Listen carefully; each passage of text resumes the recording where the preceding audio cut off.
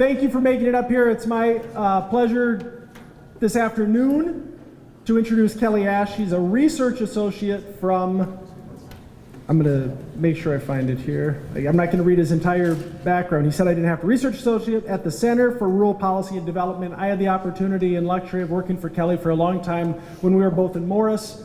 In addition to being your presenter today, he's an all-around great guy. So I'll turn it over to you. Thank you. Yeah, thanks, Nick. Hi, everybody. Thanks for making it up here. Pleasure to be here. I'm from New London, Minnesota. It's about a 2-hour drive up here, and the road sucked. And I think I jinxed it because I just took the snow tires off my car on Monday. Of course. I was like, it's April. All right. So let's get rolling. We've got a few things to cover today. I need to do the whole introduction to the Center for Rural Policy and Development, so this is just going to be real quick. We were created back in the late 90s by the state legislature here in Minnesota to essentially provide research and data to policymakers as they were kind of making decisions on whatever topics they were talking about. We are still funded by the state legislature today. About a third of our funding comes from them, a third comes from Blandon, and a third comes from McKnight. And that's how we're funded. What we do is we essentially gather research and conduct some of our own research looking at rural issues. And typically what we try to do is find that sweet spot.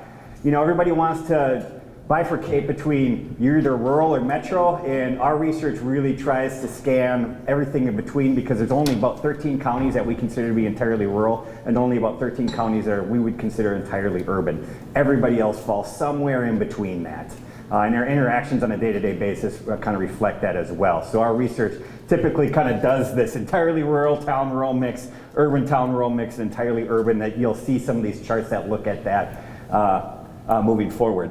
There's a whole whopping 4 of us. 3 of us are actually staff, and one of Whitney on the right there, she's a contract researcher that we hired fresh out of graduate school.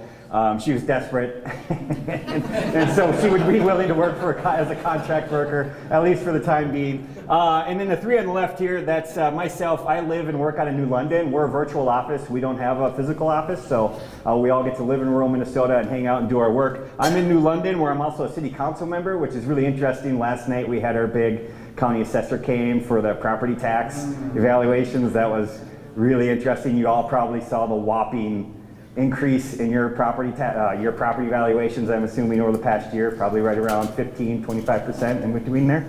Marnie Werner, she's kind of my boss. She's out of Mankato. And then our CEO, Julie Tesh, she's in Waldorf, Minnesota, which is down by Waseca on her family farm. So we have released just some recent research. Some of you might be interested. Last week we released research on the increasing value of ag land and what that has meant for property taxes. We have some of our counties, particularly in western Minnesota, like Lacaparo and Big Stone, where over 50% of their property taxes is coming from ag land because there's been such a big increase in those values. And so what does that mean moving into the future? That just came out. We did one on shifting energy infrastructure in rural Minnesota, essentially looking at why particularly rural co-ops struggle and find barriers in trying to navigate the transition over to more green energy and renewable energy sources. And then I just released a report last month on the Amazon effect in rural tax revenues. So what does e-commerce mean in terms of people's shopping behaviors? And Ryan Pesh, who's in the audience, was actually a co-author with me on that as well. So. Okay, we have some upcoming research, housing churn and property taxes, all kinds of stuff. I'm not going to go through it, but if you're interested, we do have a website, we have a YouTube page, we have a podcast, we're in the Twitter. Check us out and you can find our most recent research there. All right, this is what we're going to be going through today. Talking about workforce shortages, I know everybody knows about it, I know everybody talks about it. This is going to try and give you some numbers about what this means and what it actually looks like for our rural areas in Minnesota. We're going to be talking about resident recruitment. I know Otter County in particular has been pretty active around resident recruitment. I just kind of want to give some foundation as to why some of those initiatives are happening. And then we're going to talk about barriers to building, looking at housing in rural areas. That's our goal. All right. So let's start with a data brief on job vacancies. So this research we started this, I've been looking at this since 2015. We released our first report on it in 2017, telling legislators and policymakers, like, look, this is a real deal. This is going to get serious, and it's only gotten worse since then. So I'm going to present some of the numbers to give you guys some grounding as to probably what you're seeing in the field is real, and it's very evident in the data. So this is job vacancy rate. Each color is a planning region in Minnesota. You can kind of think northwest, northeast, central, southwest, southeast, 7-county metro. And then I did include EDR4, West Central, which Otter County is in. And that's the purple line. Job vacancy rate is the number of job vacancies in the region as a percentage of your filled jobs. All right, the higher the percentage, the more challenging it's going to be to fill that job because you have so many job vacancies that you're competing with. We consider 3% job vacancy rate to be relatively healthy. That means you have plenty of opportunity for people, while at the same time you would have applicants coming in and having enough applicants or a big enough pool to draw from to help fill those jobs. So you can kind of see 2005, everybody was hovering around that 3%, Great Recession hit, way below a 3%, you had that dip, not a lot of job vacancies. And then all of a sudden we've just seen this huge increase. This is 2020, the most recent data. You can see EDR4, 6%. That's double what we would consider to be a healthy rate. That's really, really, really high. And that's pandemic numbers. We've had Southwest was up around 7 or 8% a couple years ago. This is a pretty significant trend. And one of the things that we always point out, particularly when we're talking to legislators, is that the 7-county metro gets a lot of talking points in terms of having a lot of jobs and the workforce shortages. And you'll actually see they're right around 4%. And for the most part, they've actually had a lower job vacancy rate than most of rural Minnesota or anywhere greater Minnesota outside of the 7-county metro. So what you've been feeling over the past few years, or maybe even since the last 5 years, is real, and it's been significant. I just included here, because we don't have the 2021 full data yet, we just have the first 2 quarters. And so this was post-COVID rates, second quarter of 2021, and you can see Northwest 8.3%, Northeast about 10% job vacancy rates across Minnesota. This is huge, it's ridiculous. There's nothing comparable to it since 2005 when the data has been gathered for the second quarter that we can find. And a lot of this was due to a lot of the restaurants and all of the businesses kind of popping back open. Plus you just still had a lot of jobs that were open throughout that trying to get their people to come back to work. So it was just kind of a crap show, right? Like it was nuts. So a lot of things, a lot of talking points are like, well, if employers would pay more, you know, they could easily fill those jobs. So we actually looked at median wages of vacancies. So this is all the job vacancies, the median wages of those job vacancies. And as you can see in 2005, this is a 7-county metro, and this is kind of all the other regions in the state. And again, EDR4 is purple. There was a pretty big gap, right?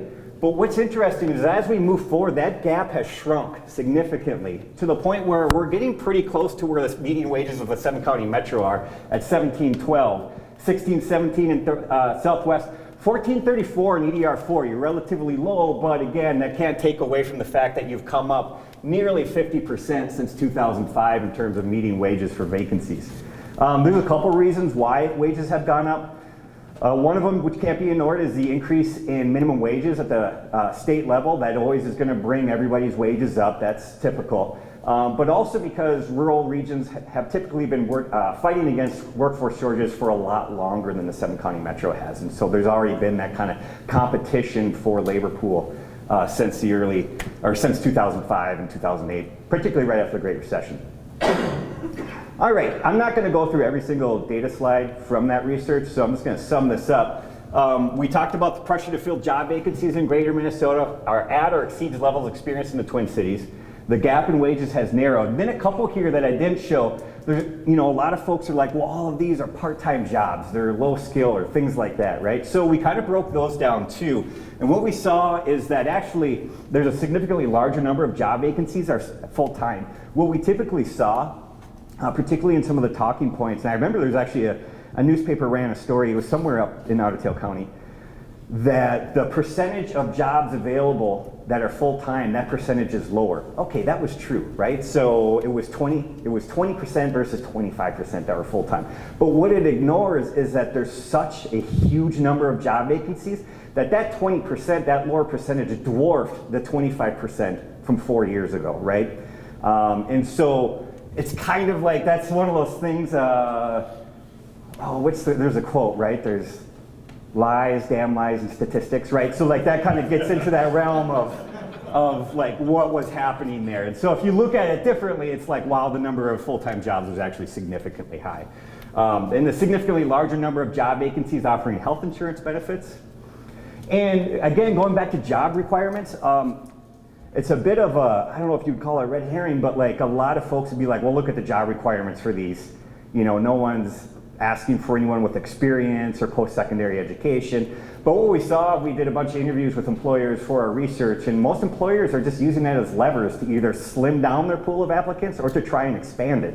And so if you looked at, for example, construction during the Great Recession, every single job that might have been available for construction, they were like, hey, do you have a 40-year degree? Have you had 5 years of experience? Because they knew there were a lot of construction workers that were unemployed at that time. Now, when we're demanding more people, we're just like, hey, can you breathe?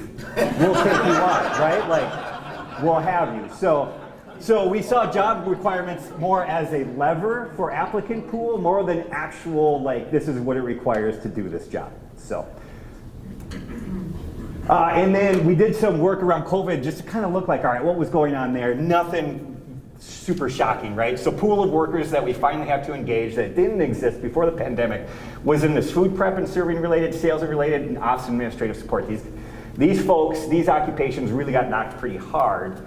But as far as like every other type of occupation, still workforce shortages, right? And so for a lot of workforce development organizations that might exist, their goal right now is like, all right, how do we get these people over into these areas? And that's kind of what you're starting to see. And then I did include one because the labor force, I guess talked about a lot what happened to the labor force. And so this is an index to 2010. So this is the number of workers that were engaged in the labor force in 2010. What does it look like moving forward compared? And for EDR, EDR5, I should check. Sorry, I did another presentation up in Staples, and that's EDR5. But I'm assuming I just forgot to change the label.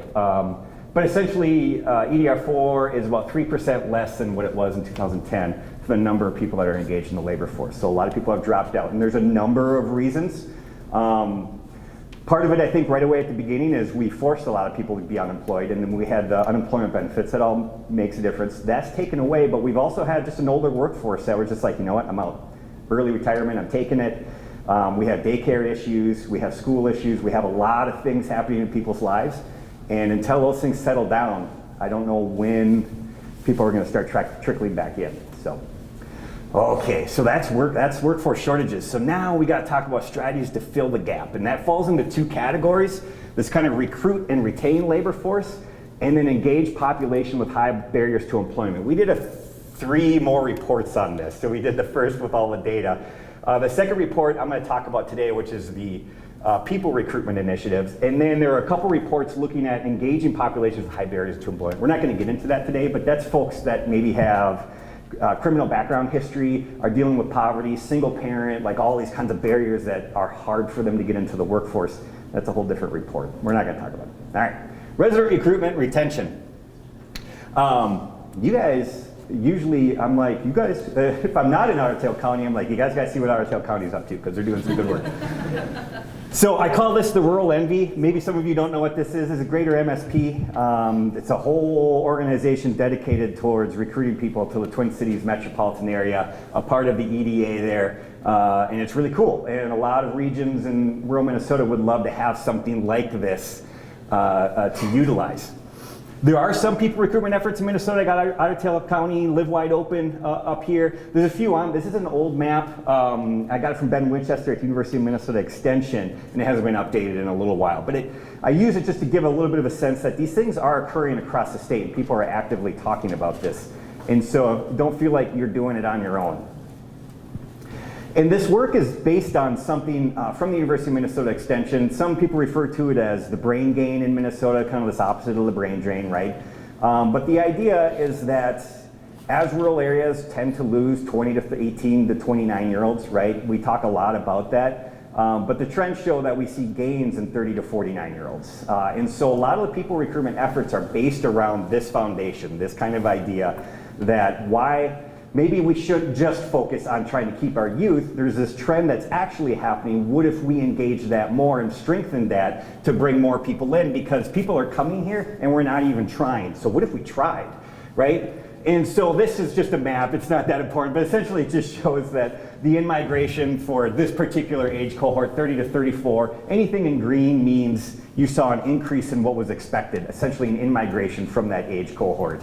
And you can see a lot of greater Minnesota sees those kinds of increases. And then some of our more metropolitan areas actually see a decline or an out-migration when they start hitting that 30 to 34. And this is a trend that's been going on since the 1970s, but doesn't get discussed a lot. Again, University of Minnesota Extension and a few others have done some research. Why? Why is this trend happening? Why are people choosing to leave a metropolitan to a rural area? And they held focus groups, particularly in the Lacaparo, kind of upper Minnesota Valley area. And those focus groups yielded some interesting results. So the top 3 reasons for almost everyone was affordable housing was a big one to choose a rural area. The second one was small class sizes. And the third one was this kind of quality of life theme. So this was a lot of things like, I like slower pace of life. I want my kids to be able to ride on a bicycle out on the street, you know, being able to walk. I want to be able to hunt easily. That all kind of fell under quality of life. So then there's this jobs piece. And for most people, unless you were an immigrant and refugee population, which in particular, they will go to a rural area for jobs pretty strongly. For a lot of the other folks, jobs didn't pop up, not all that high. It's still important, but in terms of economic development theory, it was not as important as we thought it would be.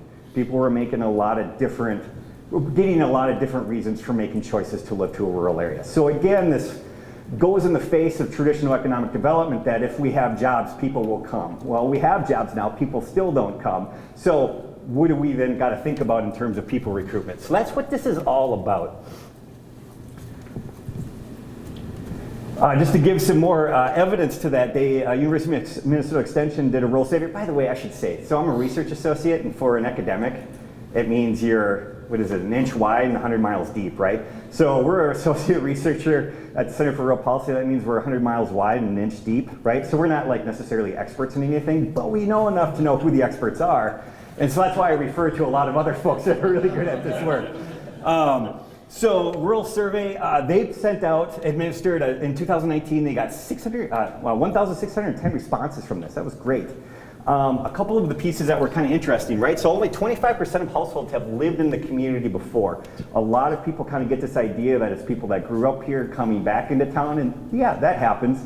But even most interestingly, like that wasn't as strong as people that may have visited the area or may have camped around the region or just had some sort of tie to the region. That actually ended up being a stronger indicator. The reason I bring this up is because you're starting to hopefully get a sense of like all the different pieces that go into people recruitment, right? So it's tourism, it's housing, it's daycare, it's all these different kinds of things that tie people to a place. 30% of respondents said they moved primarily for a job, again, significantly lower than we would have expected. And this says 25% of households have children. One of the things I didn't see in the survey, I think that percentage would change, is do you plan on having children? I think a lot of folks will make a move because they're planning, not because they already have a child. But again, some interesting numbers. Another thing I'll just say that kind of ties into this, and I always liked it, I've seen University of Minnesota Extension do some workshops with communities, and they'll have people do this exercise. And essentially they'll ask somebody, all right, put a dot where you live, and say put the dot, and then you say put an X where you work, and that X could be, well, now it could be on the dot, right, because many of us are working from home, but that X might be within 15 to 30 miles of that dot. And then you say draw a circle around where you shop, and that circle will be like 30, 45 miles around. And then you say draw a circle around where you play, and that circle gets even bigger, right? This just speaks to the regionalization in which we need to think about people recruitment and the way we engage our communities. And it also kind of gets away from this idea that our community needs to have everything for everyone. People do move regionally, they think regionally, we're shopping regionally. And so this idea of community probably has to change a little bit. It's not just my one small town, but rather what is Otter Tail County or the West Central region kind of supplying for its residents. So. I took this from the Upper Minnesota Valley RDC, and they have this getruralmn.com. Sorry, Otter Tail, I know you guys have one too. But these guys had a really nice slide for it that I wanted to use. And so this just kind of gets the idea of like what promoting and engaging a region might look like. And so this is just like, what could we have for materials, promotional materials online or brochures. And I use this to kind of essentially look at how complex this really is. So how can we centralize all the housing that's available, both rental and for sale? Is there a way to centralize all the employment opportunities that exist? Things to do, family essentials like schools, healthcare, childcare. These are all sectors that currently aren't centralized in any sort of coherent way. And this is what we're asking regions to try and do in people recruitment. Again, it's just to show that like, this is complex work and it's not easy. And so I always say the recruitment challenges, and this was more for the state legislature, because a lot of folks are trying to convince them that, hey, you know, when you apply for grant from DEED, it'd be really nice if it didn't ask us anymore about how many jobs this is going to create, because that's not helpful right now, right? So can we have grants that fund these types of activities, and maybe the goal is how many people have you brought in with these activities, right? So that's the purpose of this, but I'm sure you guys kind of understand this. One is it needs to be built from scratch. The second one is the most interesting one, is exactly who's responsible. And this is, I think, what Otter County is trying to figure out, and a lot of folks is this a county? Is this tourism? Is this an EDA project? Like, there's a lot of questions as to where this fits because it doesn't necessarily fit. And the biggest reason it doesn't fit is because there's a lot of policy implications to this. In traditional economic development, it was really easy to say job recruitment retention was tax incentives, infrastructure investments, and focus on labor force. Clearly an EDA thing to do, right? That's set out in stone. But when we start talking about people recruitment retention, all of a sudden we're talking about housing and childcare. We're talking about tourism. We're talking about healthcare, schools. We're talking about, do we have welcome wagons in our community as people move into our regions, things like that. So it's just a little bit more of a broader scope, and in terms of who's in charge, it gets questionable. Okay, so now we actually get to housing, which you probably came here for.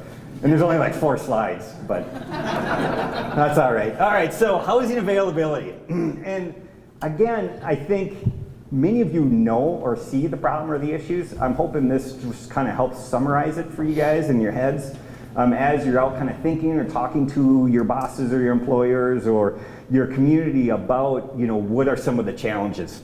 So let's talk a little bit about what the problem is. My apologies, this is a bit of an old slide, so ignore that one on the right. We're going to look at this table here. One of the interesting things when we're talking to legislators is they're like, all right, you're talking to me about housing. You just lost 20% of your population since 1970. How do you need housing? And one of the things that we have to untangle and break apart is the idea that population and housing are connected, because they're not actually.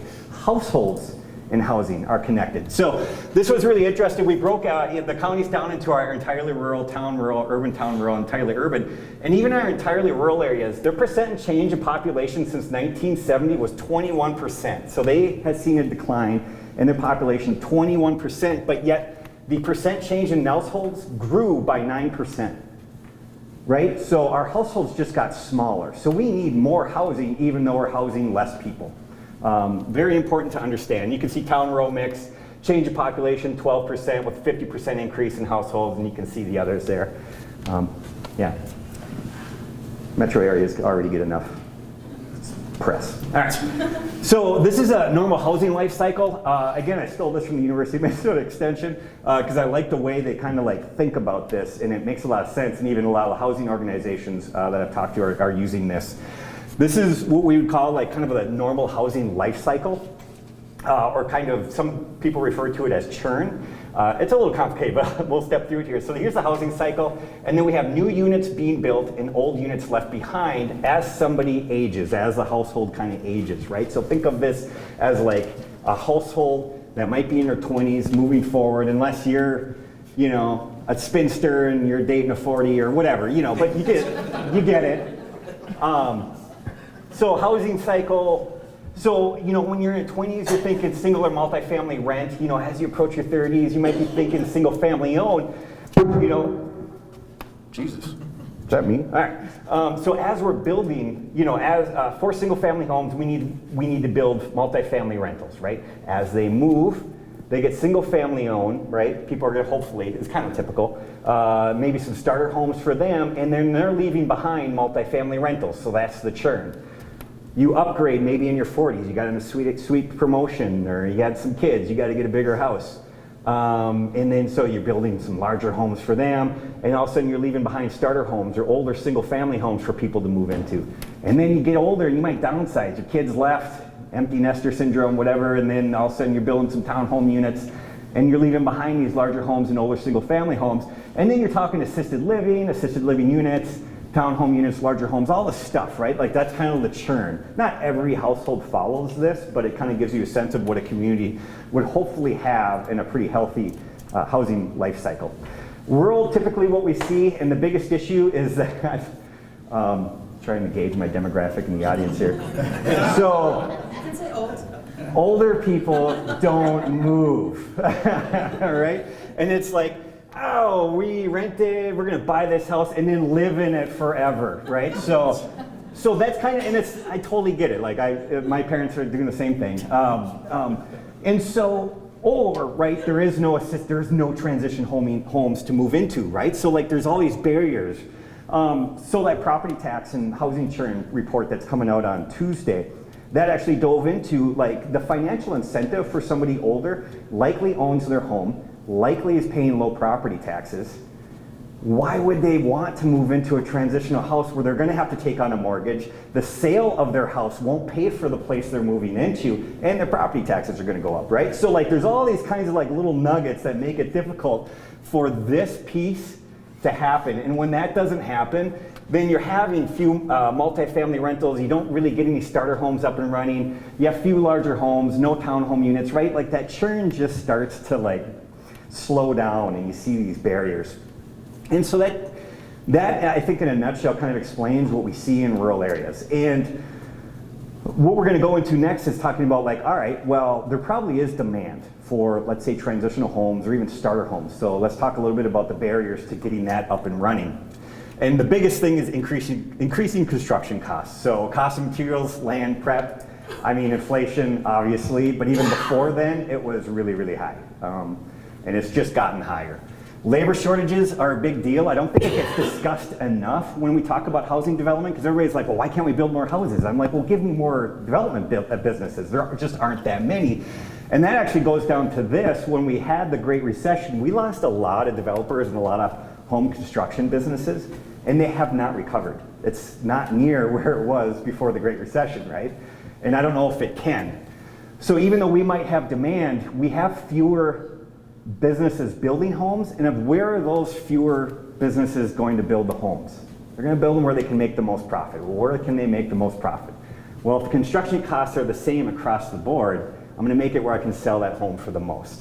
And that's not going to be in a rural area. So all these things, the number of and complexity of building codes adds to this. A competitive retail market, that also doesn't get discussed enough. Particularly metropolitan areas, retail is just like boom, it's everywhere. And developers make a lot of money on building retail rather than housing.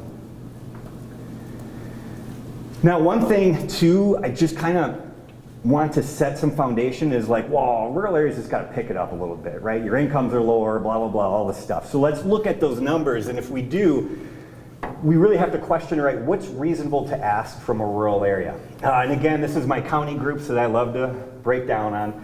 And I just did, okay, median household incomes, percent change since 2000. Well, actually, the change in median household income has been greatest in our entirely rural areas. It's gone up by 51% since 2000, 35% in entirely urban areas. We kind of saw that in the median wages of the job vacancies. Median home sale price, right? That's gone up highest in our urban town rural mix, not in our entirely urban area. And they're all pretty lined up with this pretty significant bump in that county group. Contract rent. So a lot of folks say, well, rural residents just have to get used to paying higher rent. How am I going to build rentals if you're paying $600 a month? That's just not a reasonable business chart. But contract rent since the 2000 has actually gone up the most in our rural areas by 58%. And then again, mortgage and homeowner costs has gone up by 65, the highest out of all these county groups since 2000. So I put this table up to kind of pose the question, what's reasonable? Is it reasonable to expect our entirely rural areas to cushion 100% increase in these things in order to build more housing? I don't know. I think that's a tough question. That's a tough ask. And so I just wanted to provide some numbers to that. So impacts on housing in greater Minnesota. So no market for starter homes. We got risky rental market data and mortgage problems for dilapidated housing. This just kind of goes into where some of these numbers just don't work, and it's a bit of a broken business model. So kind of new labor force, so somebody that might be looking for a new like kind of starter home, you know, they reach the age of 30. This is probably their affordability range, a home in between there. The appraised value of a starter home, although after last night at the city council meeting, maybe not. But when I did this research, it was typically around here. I tell you not, I kid you not, like last night a guy came, he's in a townhome duplex, and he bought it for like $214,000, which I thought that was pretty high. But he got assessed for like $289,000. And we were just like, all right, you guys have some like proof of like that's the sale? And sure as heck, the assessor was like, yeah, right here, it's sale. I was like, oh my God. Anyway, so appraised value for starter home right there, but to construct it, it's over $200,000, right? So you build it, it's not appraised as much and no one can afford it. So start like this idea that we need to build a bunch of workforce housing is a pretty big gap to fill. Not that I think we shouldn't do it, but it actually might be the hardest thing to do out of all of our options. The second one, we have a risky rental market. All that means is like median rents in rural areas is typically between here, but the rent needed for building is probably higher than that now, but again is around that $1,000 a month is what we should expect. And again, mortgage problems, so everybody's like, well, why don't we buy all this dilapidated housing? Well, we interviewed a bunch of bankers, and the bankers were like, look, that's kind of an issue too, because particularly after the Great Recession, when there are a lot more kind of regulations came down about who they can lend to and for how much, what they would see is like somebody would be like, oh, I can get this house for $40,000. It'll take me, you know, up to here to get it so it's livable. But again, the appraised value of the home after renovations will be lower than that, so the mortgage fails. Like the mortgage, they're like, I can't give you a mortgage. It's not going to financially work. All right, so that's kind of that stuff in a nutshell. I'm here to answer questions. Like I said, 100 miles wide, inch deep. I'll do my best. Yeah. So it seems like the driving force behind these high costs are massive costs of construction and renovation. So the kind of the obvious solution there is lowering costs of renovation and construction. What do you see from a policy perspective that can be done state, federal, local, whatever level to make those changes viable, to lower those costs? Well, a couple things. One would have to be building changes in building codes and requirements, right? So like a lot of those requirements and codes are built around the idea of pretty traditional building structures. In order to come up with new construction materials, they got to go through quite a robust process in order to get approval of what those codes can then handle and what they look like to make them so they're fireproof or safe. So there's all kinds of issues there. But in terms of lowering costs, I mean, until others can develop new ways of building, I mean, there's been conversations around, all right, should we be looking more at manufactured housing, even more, I don't know the correct terminology, trailer homes? Manufactured. Yeah, that's manufactured. Manufactured and modular. Yeah, just don't have the axle on it, isn't that the deal? Yeah. Or the, And then modular. you know, when I was actually looking at, I finally bought a house in New Line, but when I was looking, we looked at a manufactured home, and the real estate agent had a saw on the back of his truck, and he's like, yeah, that's just in case it has a hitch on. Yeah. We can cut it off because otherwise the bank won't give us a mortgage if there's a hitch on it. Because the Great Recession, a lot of people just pulled their homes. We're like, well, I can't make payments, but I'm taking my home with me, and they pulled it. Anyway, so they would always cut the hitches off so the bank would approve it. I thought that was an interesting little tidbit. But, so yeah, manufacturing housing is an option, but then you run into some really interesting zoning issues in communities. But you also run into this issue of just like zoning in general, particularly in a rural area where that's abutting agricultural lands, and if that can be shifted. So I think until we can figure out new materials and what those materials look like and they can go through the process, I think it's going to take some subsidies in order to fill this gap. So, yeah. So along that line, what I see from your presentation is more of a mortgage issue and a policy issue. How, and also an assessment. you know, we have outbuildings on our property. Yeah. And I've got an appraiser that comes on and says, oh yeah, those aren't worth anything. Yeah, but it cost me $250,000 to build today. Yeah. You know, I mean, and, yeah, or whatever it is, but you know, that's wrong, you know, and I don't know if there's something we can do So I would, to change that, you know? so I think, you know, one of the points of the presentation when we did this research was, hey, you need to look into workforce housing. And what we found is that workforce housing might be one of the bigger hurdles, but that a better option might be to build some of this transitional housing where a lot of those people that are in retirement have a lot more capital. They do. I mean, not all of them, but there's a lot more capital there that can be spread around, and I think there's demand. Now, the issue comes is that are there developers that are willing to essentially make a little less profit than they would if they built a McMansion or a development, well, whatever they're called, right? Like, yeah. It's happening in Hancock. For example, we have a lot of widows in Hancock, but they keep adding on these developments with humongous single-family homes in these cul-de-sacs. And you ask the question, like, well, why don't you build some of those kind of patio-style townhomes, duplexes or whatever? There's demand for it, and the developers are like, well, we could, but we make a lot more money doing this. Absolutely. So I think there's this question too of like maybe finding the right construction business or developers and being able to prove to them that there is demand, and it could be something that the county or a housing organization could do is try to provide some of that research, go around to your community and your region and be like, all right, you're elderly, you're in this single family home, are you interested in moving? What's keeping you from moving? You know, not pushing them out, but essentially, is it the barrier that there's just none of this available?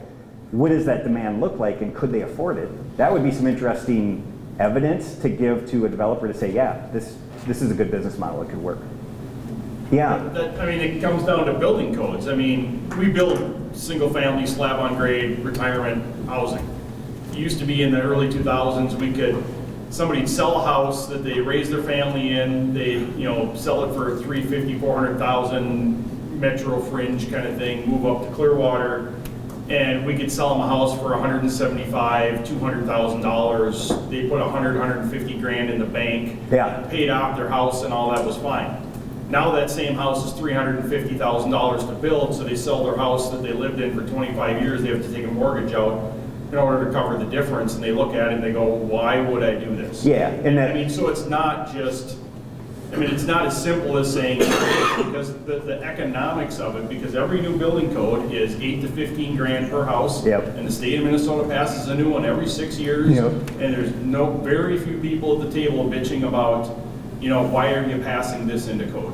yeah, and what's interesting if you frame it up in a rural area, so where those people are able to sell their home for more than the house they're moving into, in a rural area that isn't happening, right? You're selling your home, but that's the home you're hoping your workforce can buy for $125,000, $150,000, but then you're asking that person to try and purchase a $350,000 house. Yeah. So they got a $200,000 mortgage they just took out. Yeah. And they And got they're- 65. In their retirement years. Yeah, that's 65. Yeah. So I mean, it is a, I mean, it's a mixture of all kinds of things, obviously. Yeah, it's a complex issue. Go ahead. I guess, you know, I'm from up in Fargo, and you can't find a single lot up in Fargo for under $60,000. Yeah, You know, if you go over on the Moorhead side, you might be able to find something for under $40,000. But I kind of wonder, like when I drive around up at like North Fargo, when we do like some roofing tear-offs, you know, one of the last times that we've had a housing shortage this bad has probably been after World War II. yeah, And when we had that, we were, you know, adjusting our perceptions of what housing was. For Yeah. returning GIs, we were doing trench houses, smaller residential homes that, you know, all looked alike. Yeah. They're like, builders were buying in bulk, you know, take the Henry Ford model, you can have any color house you like as long Yep. as it's black. yeah, yeah, You just buy in bulk to drive the pricing down on your building supplies. yeah. Yeah, I think that, in your mind, is that still possible, one, and two, is it do the developers need to see, are we still reacting to like, this is a thing, like there's demand out here for this stuff, they just don't know it yet, or it's not adjusting fast enough? I think it's still possible as long as people can still get to where they need to go. Because a lot of times nowadays, like America's this country that's been built to drive. Mm-hmm. You know, everything that you need to go get is through a car. You know, if you're in like a town like Otter or something Yeah, like that yeah, down here, yep. then you can't work in another town without having a car. Yeah, So if you can have something where you can maybe get like you know, when they were building those houses, they used to have a single family and one car. Mhm. So that's why they all have one stall garages. But you know, if there's some way that we can address that and still meet some of the modern demands, and maybe, you know, a small house but a 2-stall garage, they'll probably do it.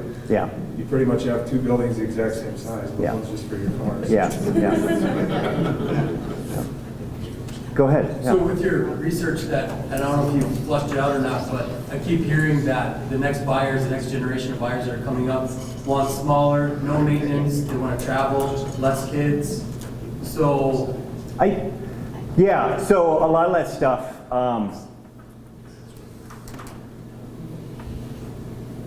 so it's interesting when we talk about, like, let's say the people recruitment stuff and migration trends, right? So we've been seeing that kind of 30 to 49-year-olds move into rural areas since the 70s. It did slow down, particularly when the millennials hit 30, but that was right when the Great Recession hit too, right? Like that didn't help. And now we're seeing that pick up again. It's just a little bit later. It's not when they're turning 30, it's when they're turning 35. A lot of that research about, oh, this is what millennials want, that was done when they were 25. Yeah, everybody wants a no maintenance apartment, studio, no kids, I'm a hipster, you know, BS. But like, you know, you turn 30, you have a kid, With a things brewery change. in the backyard. Yeah, right. Yeah. So I'm curious. Yeah, every generation has its own little quirks. I don't think it's as huge as we have in our head because we still think millennials are 20 years old. That's a new generation now. They're not 20, they're 35. They're having kids. They're thinking about life insurance now, right? So I would question that. Sure. But I think it's reasonable to look up, all right, what are some of the little key differences? And part of it might be a lot of them have had metropolitan experiences and they want metropolitan amenities to some extent. And so that might be somewhat around the public transportation ideas or bike paths or, you know, kind of outdoor amenities and things like that might make a difference. But I was thinking like, is that was early in my banking career, but what's the psychological damage of a young kid that their parents got foreclosed on? Yeah. Mom and dad had to move jobs. Are they scared to stick their neck out and buy a house because what their mom and dad went through? So that's why the rental market is so hot, because if they have to do a job change or work from home, hey, I'm not connected, you can't. That yeah, whole psychological part of the... yeah, that's a good question. It's one I don't know. I haven't seen anything on that. Yeah, it's really good. Yeah, it's interesting. And I would wonder how much is they're paying student loans, they're in debt, and cannot cobble together a down payment. Right. I have Yep. 2 kids in that pool. Yeah, yep. So that is very unique. Paying out is far different than what Yeah. I paid out when So I that was is- 25, 29 years old. When you look at the research, it's one of the biggest unique aspects of this, we'll call it, I don't know, millennial, whatever, younger generation. Is the debt burden. So they already have mortgages, they're paying, but they don't have houses, right? So, that's something that honestly the federal government is just going to have to look at and figure out in the next few years, because it's gotten to the point where it might be holding a lot of people Yeah, back. because my daughter and her fiance, neither one of them have more than 20,000 in student loans, and together they're paying out $670 a month Oh, just yeah. for student loans. Mine by myself And I mean, is they don't have $550. they don't have huge balances out there. Each one of them are right around 20. Yeah. And that's a lot of money. Oh yeah, for sure. Especially when a rural house mortgage, well, it used to be, I don't know about this year, but that is a rural house mortgage. Yeah, my student loans when I graduated college were more than what my parents paid as their first house. Yeah. Yeah. Yeah, go ahead. Sorry, I keep skipping you. No, you're right. Have you ever seen or run across any successful solutions like the tiny home models, tiny villages for like, especially folks coming out of transitional homes? Is that I back to hear the murmurings of it, but I haven't seen anything concrete yet. Has anybody else seen anything that's just like, Just another There's state. one being developed up in Fargo that won't be, the construction will be complete until fall 2023 with first full residential being 2024, so we won't have to leave for that until 2026. You know, one of the issues too is you start running against one of the prime reasons, why someone would want to move to a rural area. I mean, I don't know about you, but for me, it's like I don't want to be around a lot of people, right? And then, I got to move into this development where I'm around a lot of people, and I have this tiny ass house that I got to, so I think like I haven't quite figured out what is the rural solution to this? I think some of the manufacturing housing is a really good idea, and I think kind of like that. I really like that idea of like we just got to get back to what we used to do really well, which is we just build a neighborhood. Yeah, every house looks the same, but I don't know how much people really care that So much. you're really close to people and you're in a tiny ass house. I don't know. Are they pretty small? 'Cause I mean, like I always go up to the Iron Range, right? And the Iron Range had a lot of that, right? Like all those homes, you'll go into neighborhoods, and every house looks the same because the mines built them, and. Yeah, every single house that's getting built in new neighborhoods looks the same now anyway. Yeah, I know exactly. They're just size. Yeah. Go ahead. Yeah. Don't quote me on these exact numbers, but Dynamic Homes out of Detroit Lakes is doing a version of a tiny house. I think it's 700 to 800 square feet on slab on grade. The problem there, it built off-site, moved on-site, like Dynamics are. They're priced at like $279. Jeez. Well, a few years ago, we had a contractor friend, sat down at the table and said, what can we do to help this issue, specifically in Pelican Rapids? And he's like, even a small, and I don't remember how big the house was. 1,200 square feet. Yeah, and it was over $250,000. Yeah. And that was 5-6 years ago when we sat down at the table. This isn't today's lumber market. And so to build tiny homes like they did in the 50s, there's got to be a lot of government incentives to be able to do that. Well, I think that's probably one of the things too for rural areas, and one of the solutions that's being discussed a lot more is, I know it's like the buzzword of the last 10 years, but like public-private partnership, right? So, but it is going to have to be something like that to try and figure out some of these solutions, because I don't know, market-wise, it's right now a broken market for a rural area to make this happen. There's no naturally occurring market that works, other than like how it used to work, which was people moving out of single-family homes, and you have a nice $125,000, $150,000 house in the market. That's perfect. I was telling Nick, when at our city council last night, our assessor said there's currently 11 homes for sale in Wilmer. 11. That's insane. So they said there's probably about 25 buyers for each house right now. It's just this is a whole new era. So yeah, it's wild. To what extent do you think that, like it seemed like in the 80s, about every single rural population in a rural town took a hit pretty significantly with the farm crisis. Yeah. To what extent do you think that plays? Because there used to be maybe 3 or 4 families living on a section that were able to sustain themselves just fine. And now you have maybe 1 if you're lucky, and that in turn impacts the small municipal's economy. You might, back in the 80s, there used to be a grocery store. I know my little hometown that I grew up in at 300 people has 2 businesses left in it. When I grew up, there's about 50. Yeah. And that goes back to we need to accept the fact that it's not going to be like it was. And that, again, goes back to the regionalization. I mean, I'm surprised Hancock, Minnesota, for example, can't keep a house on the market. Like, it's up, it's gone. And there's no grocery store. There's no anything. The school's there. But nobody works in Hancock except for the Hancock Concrete folks. Everybody's commuting to Morris. And that's how they like it. They call it bedroom communities, right? Like, it's this idea that we just like this nice, peaceful place to hang out and sleep and raise our family. In terms of having a place to shop and do things with, well, we can just get in the car and drive. Again, that kind of points to, well, if they're elderly, is that really a solution or not? I don't know, but that's kind of what you're seeing, is like, we can't be a one-stop shop for everyone. And that model is gone. Just like it's not working for housing, it's all economies of scale, right? And that's just beyond the economic winds of a rural area that can resist, so. We got one more question, otherwise Sarah's gonna start making meaner faces at me. Because we're going downstairs back at your figure. Any other questions for Kelly? We got time for one more, if anybody's got a burning question. That was really fun. Thanks, guys. Appreciate it.